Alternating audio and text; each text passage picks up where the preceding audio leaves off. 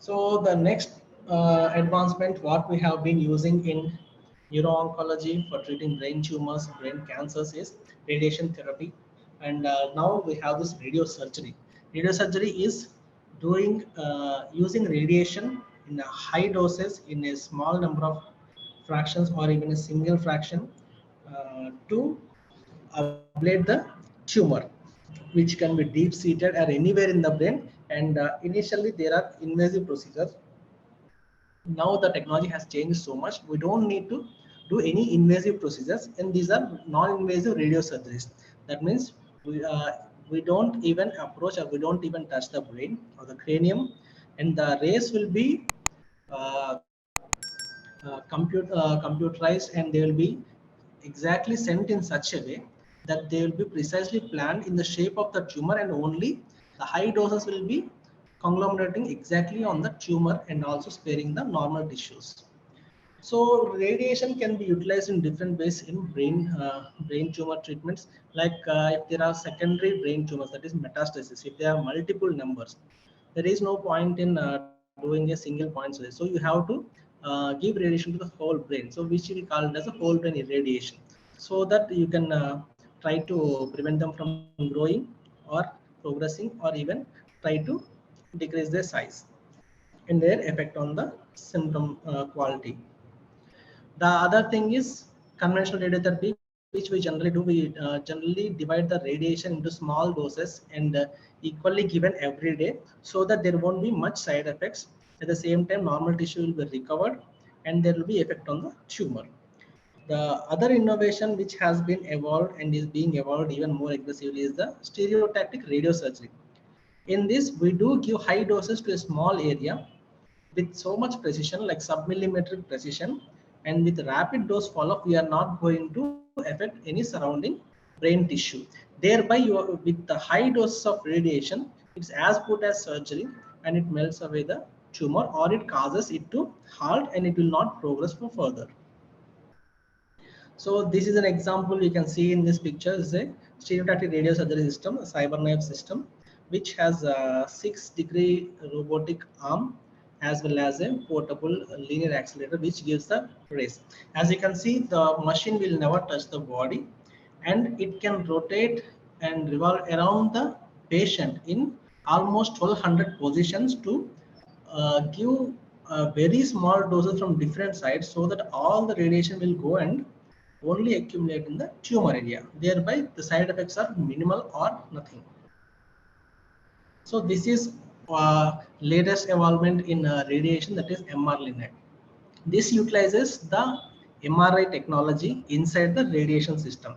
So, and it also has the specialty of giving real-time radiation, real-time planning, and real-time artificial intelligence based adjustments in the treatment fields, as well as real-time scanning.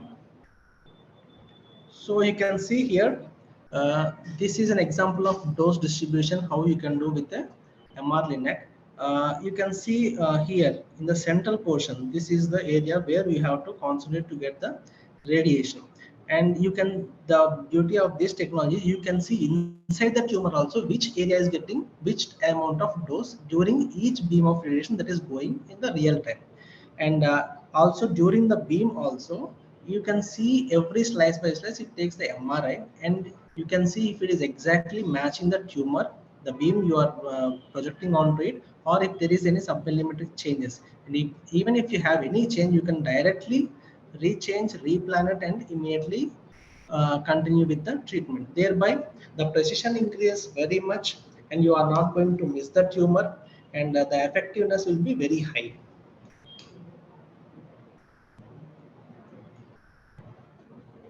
So as we are discussing about different types of radiation, so you can see in the lower diagram, there are three pictures.